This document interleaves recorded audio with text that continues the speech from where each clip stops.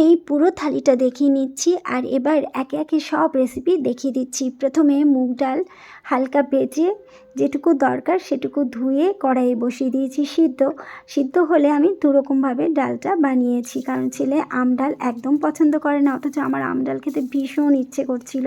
তাই ডালে ঝোল দিয়ে লবণ হলুদ দিয়ে দুই দিকেই কিন্তু দিয়ে দিয়েছিলাম। একটার মধ্যে শুকনো লঙ্কা, জিরে, তেজপাতা আর আদা কুচি ফোড়নে দিয়েছি, আর আম ডালের মধ্যে দিয়েছি শুকনো লঙ্কা আর সর্ষে ফোড়ন। এর মধ্যে মেয়ের জন্য একটু ম্যাঙ্গো রাইসও করে নিয়েছিলাম। কালো জিরে দিয়ে আমি আলু ভেজে নিয়েছি, ছেলে ডালের সঙ্গে আলু পছন্দ করে। এবার একটা নতুন রেসিপি দেখাচ্ছি, দেখো।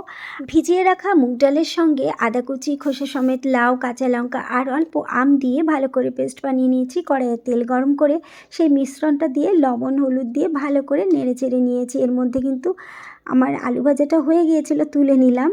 তারপর থালার মধ্যে একটু তেল দিয়ে ভালো করে ব্রাশ করে নিয়ে লাউ ডালের মিশ্রণটা কড়াই থেকে তুলে থালায় নিয়ে বিছিয়ে দিয়েছি, আর তারপরে বরফির আকারে কেটে নিয়েছি।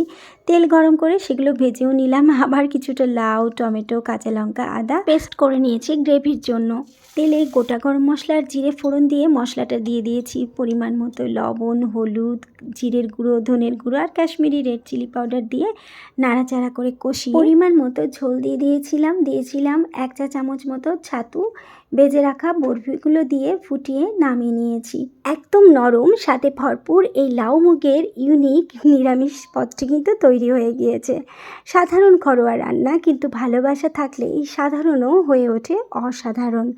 আমার আজকের ভিডিওটা তোমাদের কেমন লাগলো জানিও। ফিরে আসবো অন্য কোনো ভিডিও নিয়ে অন্য সময়।